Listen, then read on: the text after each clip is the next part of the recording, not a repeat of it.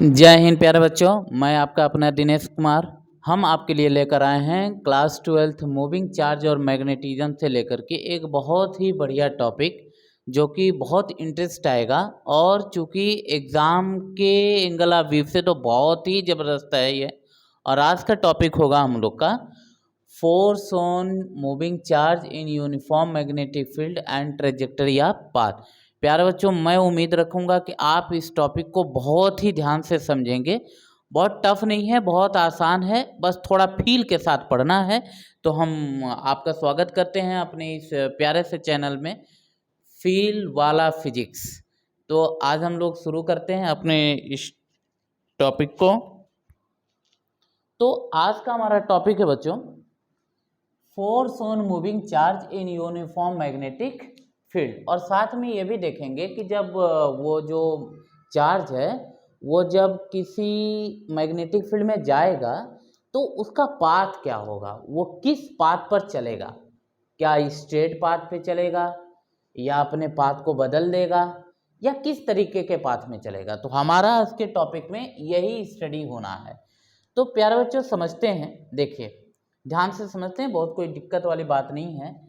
तो ये हम ड्रॉ करते हैं मैग्नेटिक फील्ड। देखें बहुत ही बढ़िया है ये टॉपिक। ये हमने ड्रॉ किया मैग्नेटिक फील्ड। अच्छा, इस तरीके से क्रॉस से मैग्नेटिक फील्ड हमने ड्रॉ किया है। इसका मतलब मैग्नेटिक फील्ड की जो डायरेक्शन है वो किधर की तरफ होनी है, इनवर्ड के तरफ होनी है। तो बी यहाँ पे लिख सकते हैं कि यहाँ है इनवर्ड मैग्नेटिक फील्ड, कहीं इसमें कोई डाउट नहीं है। अब देखो बच्चों, एक बहुत ही सिंपल बात है कि सपोज करिए, अच्छा इनवर्ड मैग्नेटिक फील्ड होने का मतलब वो मैग्नेटिक फील्ड कैसे होगी कि इस तरीके से, ये समझे कि मैग्नेटिक फील्ड की जो डायरेक्शन है वो ऐसे है, इनवर्ड है, इनटू द प्लेन है, मतलब बोर्ड के अंदर से जा रही, मतलब आप समझो कि उस पार ऐसे जा रही, ऐसे आकर के ऐसे जा रही है। तो इनवर्ड होने का यही मतलब है, बहुत कुछ खास नहीं है, लेकिन हाँ अच्छे से समझेंगे तो फील आएगा। इसलिए हम आपको अपने इस चैनल में एक बार फिर से स्वागत करते हैं, फील ऑफ फिजिक्स में। अब ध्यान दें, फोर्स ऑन मूविंग चार्ज। तो देखें क्या है यहाँ पर कि हम एक चार्ज लेते हैं, मान लीजिए हमने क्यू चार्ज ले लिया और इसको हम इस मैग्नेटिक फील्ड में, इसको हम मैग्नेटिक फील्ड में v वेलोसिटी से फेंक रहे हैं। किससे फेंक रहे हैं, v वेलोसिटी से फेंक रहे हैं। और मैग्नेटिक फील्ड का जो स्ट्रेंथ है, इंटेंसिटी है, वो ऑलरेडी क्या है बाबू, b है, इसमें कोई दिक्कत नहीं है, ध्यान दें।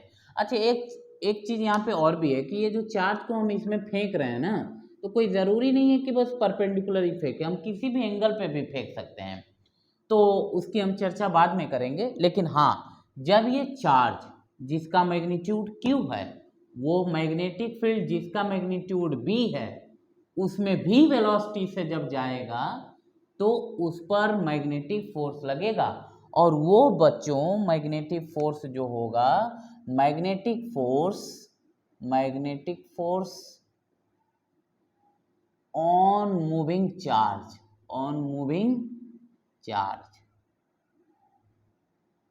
ये होगा बच्चों magnetic force on moving charge. ये जो होगा, पहली बात इसमें डिपेंड करेगा, फर्स्ट टाइम ये जो होगा वो force is directly proportional to the charge हो जाएगा। इसका मतलब जितना मैग्नीट्यूड का चार्ज रहेगा उतना ही ज़्यादा उसमें मैग्नेटिक फोर्स लगेगा, ये चीज़ है। दूसरी बात बच्चों ध्यान देने वाली बात ये भी है कि वही मैग्नेटिक फोर्स वेलोसिटी पर भी डिपेंड करेगा। किस पर डिपेंड करेगा, वेलोसिटी पर। यदि आपने स्लो फेंका तो कम फोर्स काम करेगा, आप फास्ट फेंक रहे हैं तो फास्ट फोर्स, ज़्यादा मैग्नीट्यूड का फोर्स काम करेगा, यही है। और एक चीज़ और है कि मैग्नेटिक फील्ड पर भी डिपेंड करेगा। इसका मतलब ये है कि यह फिर directly proportional to the B. और एक और बात यहाँ पे निकल के आ रही है कि यह फिर directly proportional to the sine theta also. इसका मतलब आप समझे बाबू कि फोर्स चार्ज पर डायरेक्टली डिपेंड कर रहा है, मतलब चार्ज बढ़ेगा तो फोर्स बढ़ेगा।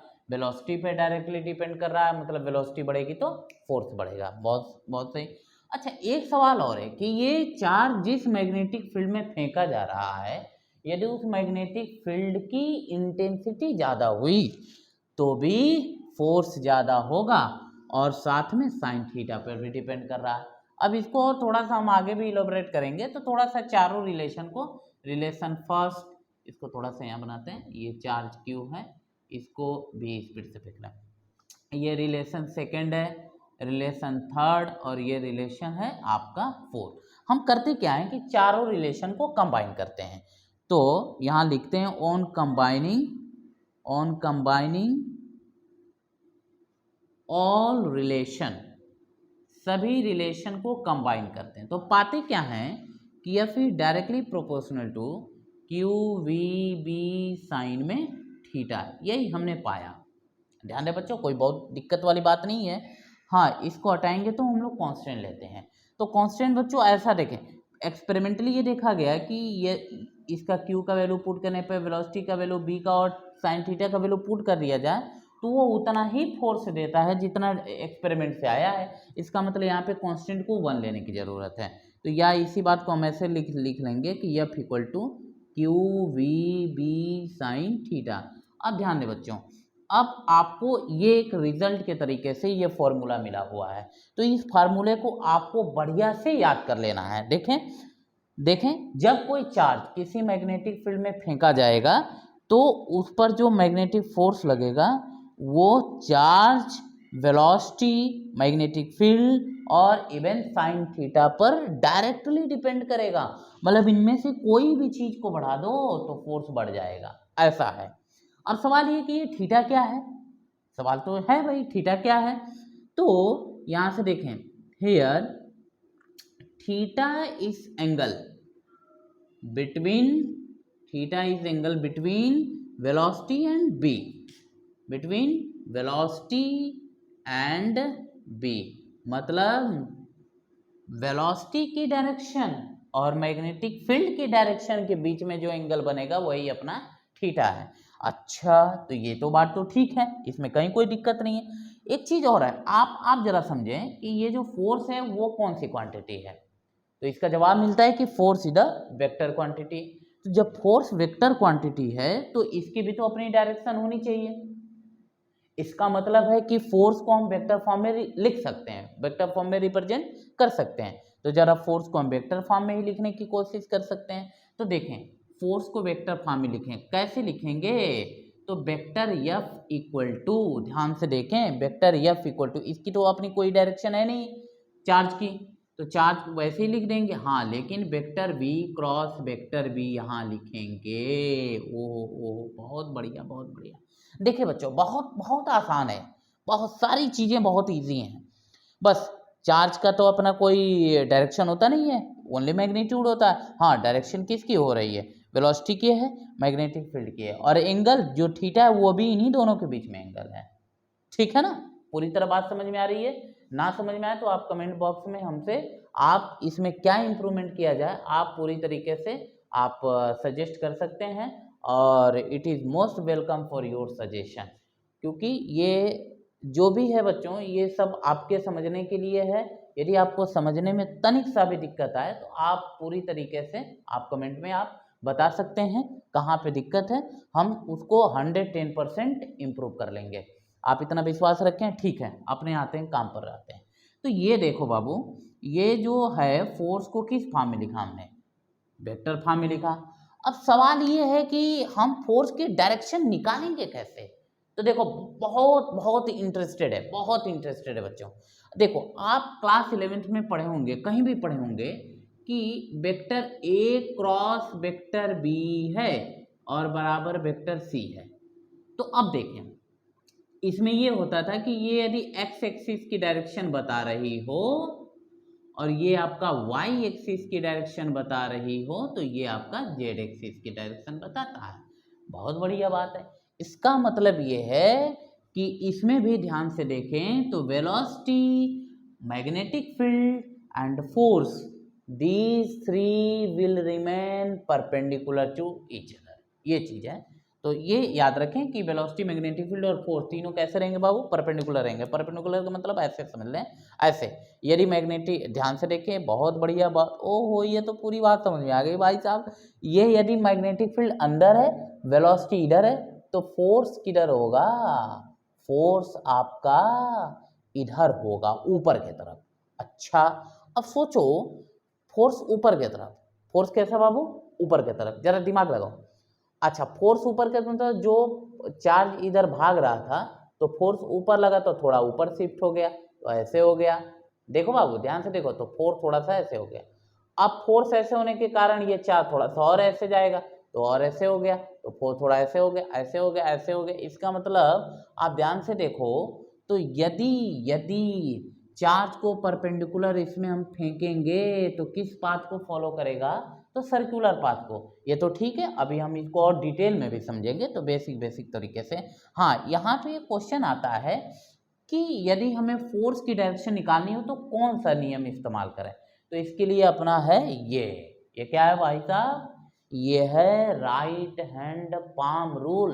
तो राइट हैंड पाम रूल का इस्तेमाल करके हम फोर्स की डायरेक्शन निकाल सकते हैं। तो यहाँ पे आप लिख सकते हैं कि we can find direction of force by using right hand palm rule। किसका इस्तेमाल कर सकते हैं, राइट हैंड पाम रूल का हम लोग इस्तेमाल करके फोर्स की डायरेक्शन निकाल सकते हैं। कैसे निकालेंगे हम जरा इसको समझते हैं। देखो बहुत बढ़िया, अब यहाँ पे क्या है ना कि यहाँ पर ये तो ठीक है कि हम फोर्स की डायरेक्शन जो है कि राइट हैंड पाम रूल का इस्तेमाल करके निकाल सकते हैं, लेकिन अब यहाँ पे ये थीटा की कंडीशन आ रही है। थीटा की यहाँ पे दो कंडीशन है, एक तो जब थीटा 90 डिग्री हो और दूसरा जब कोई भी एंगल हो। तो यहाँ पे कितने तरीके के कंडीशन बन रहे हैं थीटा को लेकर के, दो, एक कौन, जब थीटा 90 डिग्री हो, दूसरा कौन, जब थीटा कोई भी एंगल हो सकता है, कोई भी 90 को छोड़कर एनीथिंग, 90 को छोड़ दीजिए तो कोई भी एंगल हो सकता है। तो इस तरीके की बात है।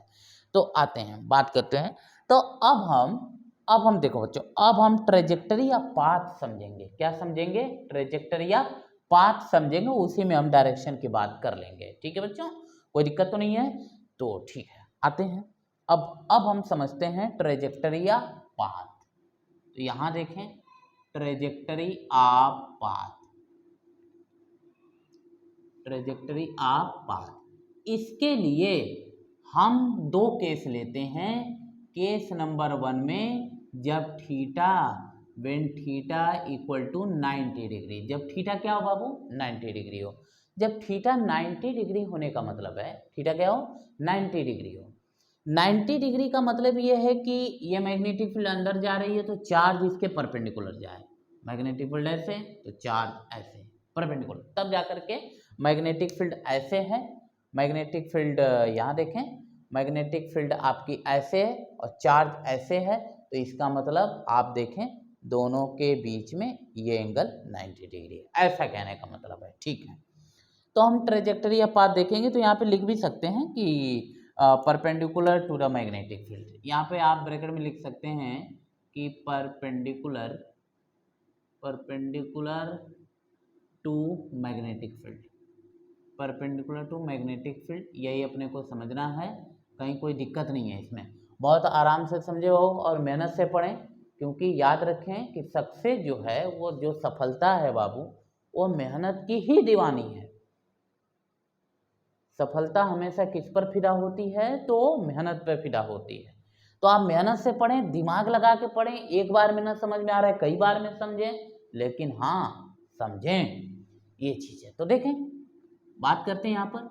तो हम यहाँ पर मैग्नेटिक फील्ड ड्रॉ कर लेते हैं। तो मैग्नेटिक फील्ड ड्रॉ किया, तो मैग्नेटिक फील्ड की डायरेक्शन किधर रख लिया हमने, तो देख ही रहे हैं आप, क्रॉस से दिखा रहे हैं, तो इसका मतलब किधर हो सकता है, इनवर्ड कि आउटवर्ड। तो जवाब आया भाई साहब आउटवर्ड नहीं, इनवर्ड। ये देखें, ये देखो भैया, ठीक है, बहुत बढ़िया। बी किधर है, तो बी है इनवर्ड, बी है इनवर्ड। यहाँ देखें देखें, बहुत बहुत मजेदार बात, ये ऐसे जा रहा है, ऐसे ऐसे ऐसे हमने फेंक दिया, ओ हो ऐसे फेंक दिया, ये वेलोसिटी डायरेक्शन। ध्यान दें, चार्ज को फेंका बी से, ठीक है। तो ये है वेलोसिटी की डायरेक्शन। देखें, अब आ जाएं राइट हैंड पाम रूल समझते हैं। मैग्नेटिक फील्ड किधर है बाबू? इनवर्ड की तरफ, अंदर की तरफ। चार्ज कैसे गया? ऐसे। तो करते क्या है, ध्यान से देखें, जब हम राइट हैंड पाम रूल लगाते हैं तो राइट हैंड पाम रूल लगाने का एक ही तरीका है कि हाँ गिर जा, ठीक ठीक गिर जा भाई, हाँ बहुत ज़्यादा इंक है। ये देखें, इधर के तरफ 4 फिंगर करेंगे। क्या करेंगे? 4 फिंगर, चारों उंगलियां करेंगे। क्या करेंगे? चारों उंगलियां करेंगे। और इधर के तरफ पाम को सेट करेंगे। किधर को क्या सेट करेंगे? पाम को सेट करेंगे। तब ये किसको दिखाएगा? थंब जो होगा वही फोर्स की डायरेक्शन होगी। तो देखते हैं बाबू, वी की तरफ चारों उंगलियां, अच्छा चारों उंगलियां माने 1 2 3 4, 1 2 3 4, ये चारों उंगलियां हैं। उसके बाद में पाम मतलब कौन? ये वाला पोर्शन, ये पाम है, ठीक है, ये पाम है। ये जो गोरा वाला है पार्ट वही अपना क्या? पाम है। ये नहीं है पाम है, ये तो भाई पाम का वो है, क्या बोलते हैं, रक्षक। हाँ ठीक ठीक, कुछ भी बोल रहे भाई साहब। यहाँ देखें, तो वेलोसिटी किधर? अच्छा, मैग्नेटिक फील्ड तो इनवर्ड है, वेलोसिटी ऐसे। तो वेलोसिटी की तरफ किया, देखिए वेलोसिटी की तरफ चारों उंगलियां, और पाम मैग्नेटिक फील्ड की तरफ तो अंगूठा किधर गया? ऊपर की तरफ। मतलब ये कि ये जो चार्ज है यहाँ पर फोर्स किधर लगेगा? ऊपर की तरफ। तो ये अब पाथ को जरा पे ऐसे कर लेगा, ऐसे। अब इस पॉइंट पर आइए तो मैं वेलोसिटी की डायरेक्शन तो टेंजेंट ऐसे हो गई। तो अब यहाँ पर देखें, वेलोसिटी ऐसे, देखें वेलोसिटी इधर और मैग्नेटिक फील्ड इनवर्ड, वेलोसिटी इधर, मैग्नेटिक फील्ड इनवर्ड, फोर्स इधर। ये तरीके आया फोर्स की डायरेक्शन। तो फिर उस फोर्स के चलते वो ऐसे हो जाएगा भाई साहब। तो फिर यहाँ पर देखें, तो यहाँ पर वेलोसिटी की डायरेक्शन ये हो गई, तो फोर्स किधर हो गया? ऐसे हो गया। ऐसे ही करते करते करते करते किस पाथ में चल जाएगा? ये सर्कुलर पाथ में। किस पाथ में चलने लगेगा? सर्कुलर पाथ में। तो हर समय फोर्स की डायरेक्शन यही होगी, हर समय ऐसे फोर्स की डायरेक्शन। देखें, ये हो गई किसकी डायरेक्शन बाबू? फोर्स की डायरेक्शन। और ये जो बीच का जो पॉइंट है ये तो सेंटर है। क्या है? सेंटर है। और सेंटर भी किसका? तो ये सर्कुलर पाथ का। ये सर्कुलर पाथ कौन अटेंड कर रहा है? कौन सर्कुलर पाथ पे चल रहा है? तो जवाब है चार्ज चल रहा है। कौन चल रहा है? चार्ज चल रहा है, हम नहीं। कौन चल रहा है? चार्ज चल रहा है, ठीक है। तो इसका मतलब एक चीज अपना ज्ञान में आया, अपने नॉलेज में एक तो फैक्ट आया। क्या फैक्ट आया? कि जब चार्ज को मैग्नेटिक फील्ड के परपेंडिकुलर फेंकेंगे, कैसे फेंकेंगे? परपेंडिकुलर फेंकेंगे, तो वो किस पाथ पर घूमेगी? घूमेगी, चाहे घूमेगा कुछ भी है, सर्कुलर पाथ पर। किस पाथ पर? सर्कुलर पाथ पर, ठीक है। तो सर्कुलर पाथ पर घूमा तो इस पाथ की हम कुछ चीजें को फाइंड आउट कर सकते हैं। जैसे सर्कुलर पाथ की रेडियस फाइंड आउट कर सकते हैं। अच्छा, रेडियस भी निकाल सकते हैं। उसके बाद सोचो, यहाँ से चलते चलते वापस तो यहाँ आना है। इसका मतलब एक साइकिल कंप्लीट करना है। एक क्या, कई साइकिल कंप्लीट कर सकती है वो। लेकिन हाँ, एक साइकिल कंप्लीट करने में भी तो टाइम लगेगा। तो एक साइकिल कंप्लीट करने में जो समय लगेगा बाबू, उस समय को क्या बोलते हैं? Time period. क्या बोलेंगे? Time period. तो हम लोग इस सर्कुलर पाथ का रेडियस निकालेंगे और टाइम पीरियड निकालेंगे, दोनों निकालते हैं और देखते हैं कि क्या मिल रहा है अपने को। तो पहले हम लोग रेडियस निकालने के चक्कर में पड़ते हैं। क्या निकालने के चक्कर में? रेडियस निकालने के चक्कर में पड़ते हैं, और किसी चक्कर में नहीं, है ना, ये चीज़ है। तो हमेशा काम के चक्कर में पड़ना चाहिए। हाँ ठीक ठीक ठीक, बहुत बढ़िया। तो हम लोग पहले इसकी रेडियस निकालते हैं। रेडियस निकालने के लिए एक चीज तो है, कॉन्सेप्ट देखो क्या है, कॉन्सेप्ट लॉजिक क्या है। क्योंकि ये जो चैनल है बाबू, ये है फील वाला फिजिक्स। तो अपने को फिजिक्स को फील करके ही पढ़ना है। तो देखो कॉन्सेप्ट क्या है इसमें। ये जो फोर्स लग रहा है ये हर पाथ के हर एक पॉइंट पे लग रहा है ना, और उस फोर्स के कारण वो सर्कुलर पाथ पे चल रहा है। इसका मतलब है कि ये फोर्स ऐसा है। अच्छा, ये फोर्स कौन सा है? मैग्नेटिक फोर्स है। तो ये जो मैग्नेटिक फोर्स है ऐसा फोर्स है जो उसको सर्कुलर पाथ में घुमा रही है। और अपने को तो मालूम है कि सर्कुलर पाथ में यदि कोई भी ऑब्जेक्ट मूव करता है तो उस ऑब्जेक्ट पर उस सर्कुलर पाथ के सेंटर की तरफ एक फोर्स लगता है, जिसको हम लोग क्या कहते हैं? सेंट्रीपिटल फोर्स कहते हैं। क्या कहते हैं? सेंट्रीपिटल फोर्स कहते हैं। तो इसका मतलब है कि मैग्नेटिक फोर्स सेंट्रीपिटल फोर्स के बराबर है। तो कॉन्सेप्ट अपना यही है। यहाँ पे लिखना हो कि कॉन्सेप्ट क्या है तो आप लिख सकते हैं, अब यहाँ से मिटा दें, इसका कोई जरूरत काम नहीं है। वैसे यहाँ पे लिख सकते हैं चार्ज और वेलोसिटी। तो कॉन्सेप्ट, इसका कॉन्सेप्ट क्या है? तो कॉन्सेप्ट इसका यही है। कॉन्सेप्ट देखें, कॉन्सेप्ट क्या है? कॉन्सेप्ट यही है कि मैग्नेटिक फोर्स बराबर सेंट्रीपिटल फोर्स। कौन सा फोर्स बाबू? मैग्नेटिक फोर्स बराबर सेंट्रीपिटल फोर्स। और मैग्नेटिक फोर्स तो अभी हमने देखा है, ओ भाई साहब गजब की बात। Magnetic force q v B sine में थीटा। तो थीटा की जगह हमने ऑलरेडी लिया हुआ क्या डिग्री? 90 डिग्री। सेंट्रीपिटल फोर्स का फार्मूला बता दें, फटाफट बता दें, क्या होता है? M v square by r. और आर कौन है? यहाँ से यहाँ तक के बीच की डिस्टेंस है। ये पेरीफेरी है, बाउंड्री है। बाउंड्री और सेंटर के बीच की डिस्टेंस को रेडियस कहते हैं हम लोग। तो ये है रेडियस। ठीक है, बहुत बढ़िया। साइन 90 डिग्री का वैल्यू बताओ क्या होता है? 1। तो 1 होता है तो आर बराबर, देखें एक तो बी से एक बी छमछम हो गया। तो छमछम होने के बाद क्या बचा कि आर बराबर एम वी बाई में क्यू बी। ये अपना किसका फॉर्मूला निकल के आ गया बाबू? इस सर्कुलर पाथ के रेडियस का फार्मूला निकल के आ गया। इसमें कोई दिक्कत नहीं है। बहुत सुंदर, बहुत सुंदर। वाह, मजा आया। ठीक, अब देखें, अब आगे बढ़ते हैं। यहाँ पर देखो, अब अपने को टाइम पीरियड निकालना है। क्या निकालना है? टाइम पीरियड निकालना है। तो टाइम पीरियड तो बड़ा आसान है, कोई दिक्कत नहीं। टाइम पीरियड होता क्या है? एक साइकिल कंप्लीट करने में, एक साइकिल कंप्लीट करने में जो टाइम लग रहा है वही अपना क्या है? टाइम पीरियड है। तो टाइम पीरियड निकालते हैं हम लोग। दूसरी बात क्या निकालेंगे बाबू? Time period. क्या निकालेंगे? Time period. Time period, time period. तो टाइम पीरियड निकालते हैं। Time period capital T. तो टाइम पीरियड होता क्या? टाइम बराबर होता है डिस्टेंस अपॉन स्पीड होती है।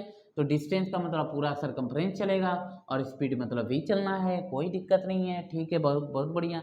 तो टाइम पीरियड बराबर यहाँ से हो जाएगा सरकमफ्रेंस, सरकमफ्रेंस अपॉन स्पीड। ठीक है, बहुत बढ़िया, बहुत बढ़िया, मज़ा आया। तो t बराबर हो जाएगा सरकमफ्रेंस 2 पाई r और स्पीड हो जाएगा भी। r का वैल्यू यहाँ से पुट कर देते हैं तो टाइम पीरियड आ जाएगा 2 पाई एम वी बाई में क्यू बी इंटू में बी से भी कैंसल। तो t बराबर आ गया 2 पाई एम बाई में क्यू बी। क्या आ गया? 2 pi M by Q B. अब इसमें एक चीज तो नोटिस करने वाली है बच्चों। वो नोटिस करने वाली क्या बात है कि इस जो टाइम पीरियड का जो फॉर्मूला आया है ना, उसमें वेलोसिटी का टर्म नहीं है। किसका टर्म नहीं है? वेलोसिटी का टर्म नहीं है। इसका ये मीनिंग हुआ कि हम चार्ज को स्लो फेंकें या फास्ट फेंकें, टाइम पीरियड पे कोई फर्क नहीं पड़ता। क्यों नहीं पड़ता? रीजन है इसका। देखो, यदि हम स्लो फेंक रहे हैं तो रेडियस क्या हो जाएगी बाबू? छोटी। यदि हम स्लो फेंके, कम स्पीड से फेंके तो रेडियस छोटी। रेडियस छोटी, रेडियस छोटी, तो ये सरकमफ्रेंस छोटा। तो ये, अच्छा अब देखो, रेडियस छोटी मतलब देखो हमने क्या देखा?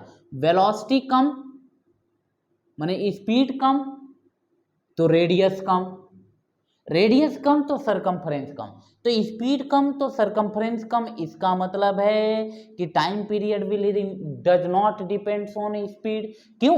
क्योंकि स्पीड हम कम कर रहे हैं तो सरकमफ्रेंस भी कम हो रहा है।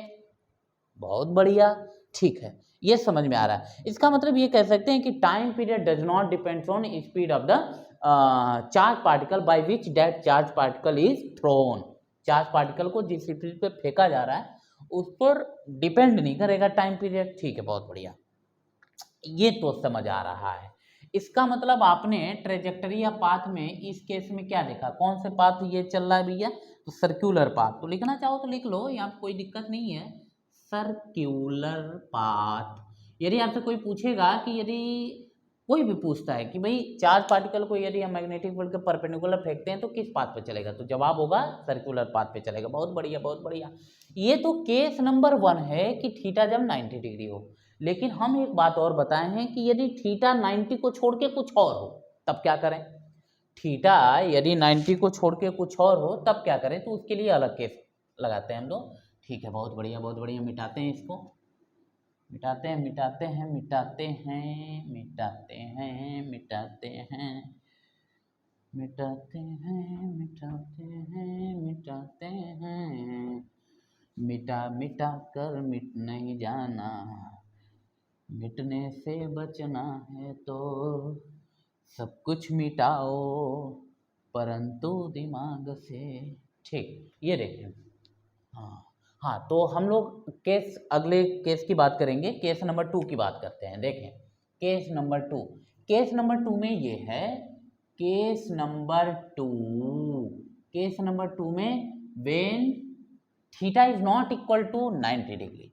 दूसरा केस है कि when theta is not equal to 90 degree. इसका मतलब कुछ भी हो सकता है, 90 को छोड़ के एनीथिंग, ठीक है।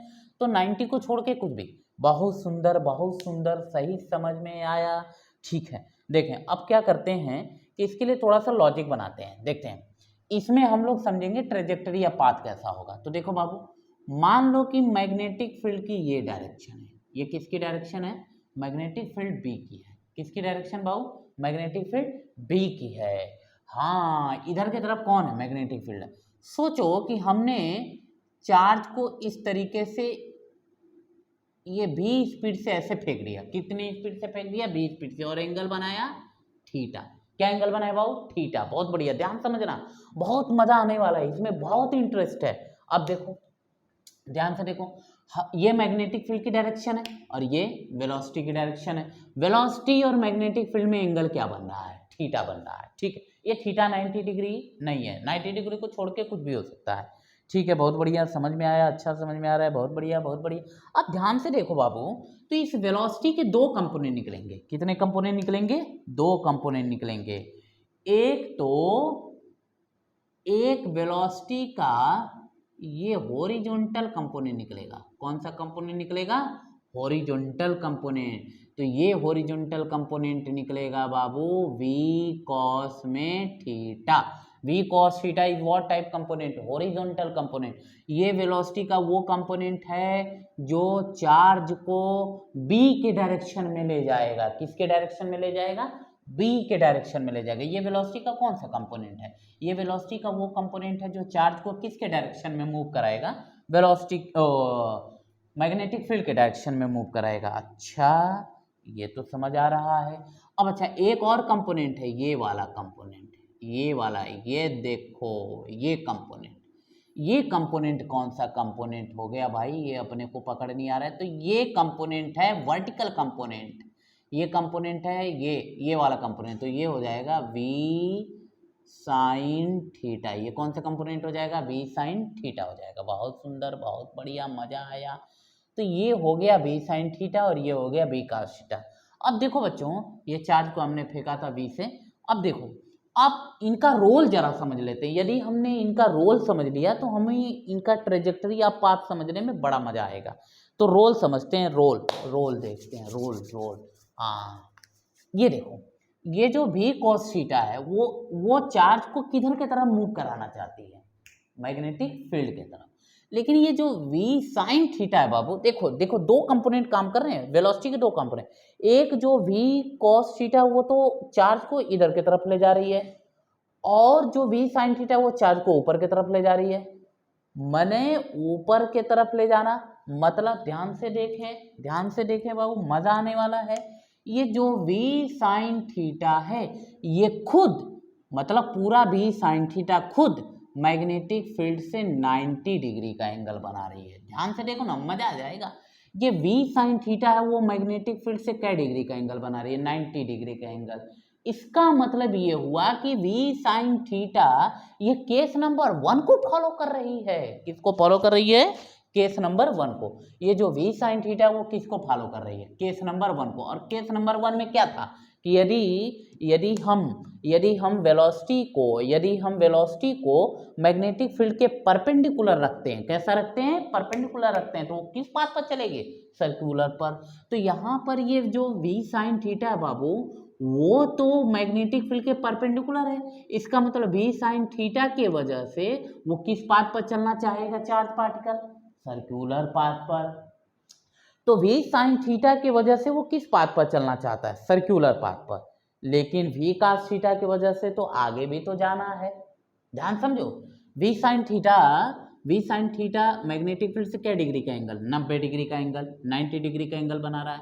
तो 90 डिग्री का एंगल बनाने का मतलब केस नंबर 1 से बिलोंग कर गया। किससे बिलोंग कर गया? केस नंबर 1 से बिलोंग कर गया। तो केस नंबर 1 से बिलोंग कर गया, तो इसका मतलब v साइन थीटा की वजह से वो चार्ज पार्टिकल किस पाथ पर चलेगा? सर्कुलर पाथ पर। बहुत सही।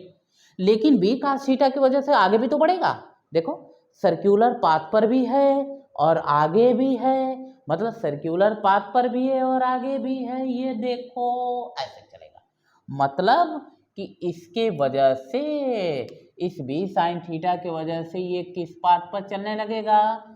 ये लिख लेते हैं v cos थीटा किस पाथ पर चलने लगेगा? तो सर्कुलर पाथ पर चलने लगेगा।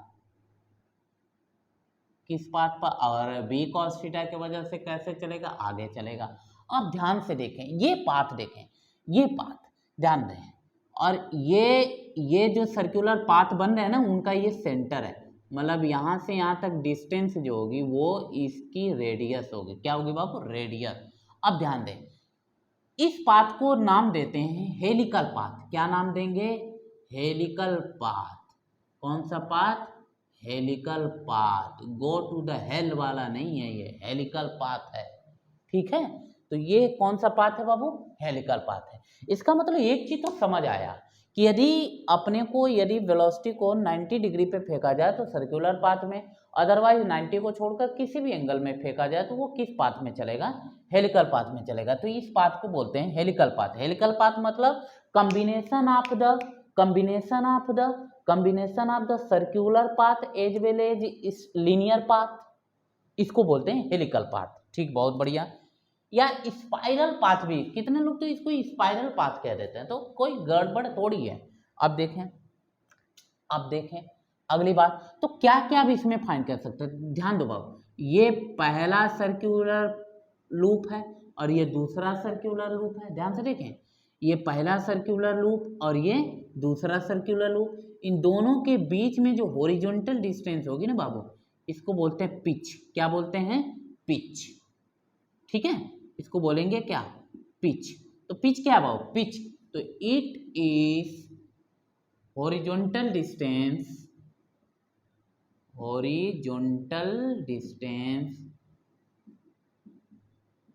between two consecutive circular loop, ये कह सकते हैं। इन हेलिकल पाथ में दो कॉन्सिक्यूटिव सर्कुलर लूप के बीच की जो डिस्टेंस होते हैं उसी को बोलते क्या है? पिच बोलते हैं। बहुत बढ़िया बात है। ठीक है, पिच तो समझ में आ रहा है, बहुत सुंदर। अब देखो बच्चों, अब जरा ध्यान से समझना, अब क्या बात हो रही है। अब इसकी रेडियस निकालते हैं। तो सवाल ये है कि रेडियस निकालें, तो रेडियस निकालने में देखो बाबू, इस वेलोसिटी के दो कंपोनेंट, एक तो हॉरिजॉन्टल कंपोनेंट, ध्यान से देखें, हॉरिजॉन्टल कंपोनेंट देखें, बहुत बढ़िया सुंदर बात, और एक तो वर्टिकल कंपोनेंट। इसको आप चाहो तो अच्छा, ये मैग्नेटिक फील्ड के एकदम पैरेलल चल रही है, तो इसका मतलब इसको भी पैरेलल से दिखा सकते हो और भी परपेंडिकुलर से आप इसको दिखा सकते हो। ऐसे नॉर्मली बात है, बहुत कोई खास बात है नहीं। तो अब सवाल ये है कि अपने को रेडियस निकालनी है इस पाथ की, तो रेडियस निकालने में कौन सी वेलोसिटी काम आ रही है? सवाल ये है, रेडियस निकालनी है तो इसमें कौन से v cos थीटा का रोल आ रहा है कि v sin थीटा का रोल आ रहा है? तो बाबू, रेडियस को बनाने में v sin थीटा का रोल है, क्योंकि v sin थीटा की वजह से वो सर्कुलर पाथ पर चल रही है, तो v साइन थीटा की वजह से ही तो रेडियस फॉर्म होगी। इसका मतलब तो यहाँ पर निकालते हैं therefore radius of helical path, radius of helical path, तो इसका रेडियस निकालते हैं हम लोग। तो r बराबर हो जाएगा, ध्यान दे उसी फॉर्मूले पे चलेगा, एम वी परपेंडिकुलर लगा देंगे यहाँ पर, ठीक है, और यहाँ पे q इंटू बी हो जाएगा। अब लगा ले, कोई दिक्कत है नहीं। तो r बराबर हो जाएगा M V sine theta by Q B, ये हो गया रेडियस, ये हो गया क्या, रेडियस। फिर से टाइम पीरियड भी निकालते हैं। तो टाइम पीरियड, अगली चीज निकालते हैं क्या बाबू, टाइम पीरियड। तो टाइम पीरियड निकालते हैं, तो देखते हैं टाइम पीरियड की क्या खेल हो रहा है। टाइम पीरियड टी, तो टाइम पीरियड का मतलब सीधा है कि एक साइकिल या एक सर्कुलर पाथ को कंप्लीट करने में जो टाइम है वही अपना टाइम पीरियड है। तो टाइम पीरियड में ध्यान से देखें, टाइम पीरियड में जो सर्कुलर पाथ में जो टाइम पीरियड का रोल है वो v sin थीटा का है। तो टाइम पीरियड में 2 पाई r, यही सर्कुलर पाथ की 2 पाई r, और नीचे क्या हो जाएगा भाई बता, फटाफट बताओ। तो ये डिस्टेंस हो गया, यहाँ पे स्पीड तो b हो गया। अब r का वैल्यू यहाँ से उठा के डाल दो। अच्छा b, अच्छा हाँ b के जगह पे हम लोग डाल देंगे v sin थीटा डाल देंगे, ठीक, बहुत बढ़िया। तो t बराबर हो जाएगा, क्योंकि इस देखें टाइम पीरियड को कंप्लीट कराने में v sin थीटा का रोल है, ठीक है। तो यहाँ पे v sin थीटा लगा देंगे। 2 पाई r की जगह क्या है, M v sin theta, by में क्या हो जाएगा भैया, Q B into V sine theta. देखें बी साइन थीटा से बी साइन थीटा छम्मा छम्मा हो गया, तो टी बराबर आ गया 2 pi M by Q B. इसका मतलब फिर वापस ये बता दिया कि time period does not depends on the speed, कोई दिक्कत नहीं है, पुरानी वाली बात है।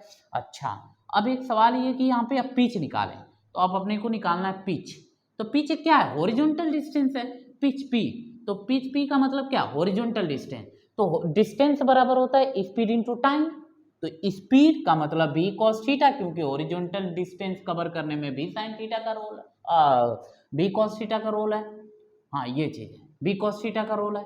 अब देखें तो पिच को हॉरिजॉन्टल डिस्टेंस को कवर करने में किसका रोल है बाबू, v cos थीटा का रोल है। और टाइम के जगह तो टाइम पीरियड ले लेंगे। इसका मतलब यहाँ समझ सकते हैं कि horizontal speed into time period, horizontal speed into time period, horizontal speed into time period. तो देखो p बराबर हो जाएगा, फटाफट देखें, हॉरिजॉन्टल स्पीड कौन है, v cos थीटा है, और टाइम पीरियड क्या मिला है बाबू, t। तो रख लें, पुट कर लें, p बराबर, पिच बराबर टाइम पीरियड का value 2 pi M v cos theta by में q into B, this is what, it is the formula for pitch. प्यारे बच्चों आपको पूरी बात समझ में आनी चाहिए, कोई दिक्कत नहीं है। हमने पिच के लिए हॉरिजॉन्टल स्पीड ही क्यों लिया, क्योंकि पिच एक हॉरिजॉन्टल डिस्टेंस है, और जो हॉरिजॉन्टल डिस्टेंस करने में जो वेलोसिटी काम में आ रही है वो v cos थीटा आ रही है, तो हमने v cos थीटा लिया। हाँ, टाइम की जगह टाइम पीरियड ले, क्योंकि ये बहुत ज़्यादा गैप में नहीं आते हैं, एकदम तुरंत शुरू हो जाते हैं। ये जैसे ही खत्म हुआ ये शुरू हो गया, ठीक है, इसलिए टी टाइम पीरियड का ही गैपिंग रहता है इन दोनों कॉन्सेक्यूटिव सर्कुलर पाथ को कवर करने में, इसलिए हमने यहाँ पर टाइम पीरियड ले लिया और यहाँ पे हॉरिजॉन्टल स्पीड रख लिया, आंसर आ गया।